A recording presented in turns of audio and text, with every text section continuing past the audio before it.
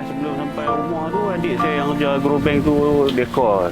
Dia telefon, dia kata rumah jiran terbakar. So, rumah jiran tu, sini rumah rapat-rapat. Dia memang rapat dengan rumah orang tua saya lah. So, saya pun bergegas balik lah. Bila bergegas balik tu, bomba dah ada ramai kat sini. Orang pun ramai, saya dah tak boleh masuk dah. Kebakaran tu dah merebak teruk lah kan.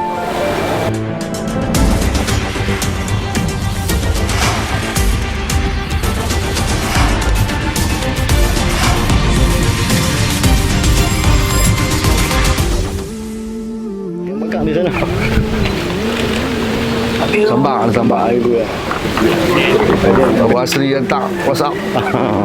Saya telefon pegawai, segerakan bantuan. Oh. Terima kasih. KP pun turun cepat.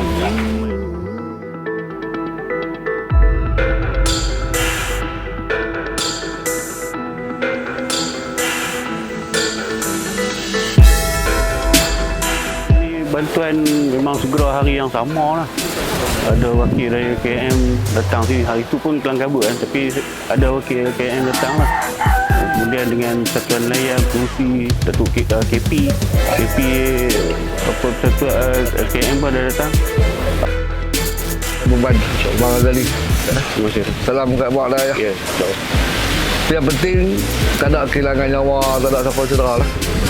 Kalau ada dalam bahaya, awak lari apa keluar pula. Tak tahu apa jadi.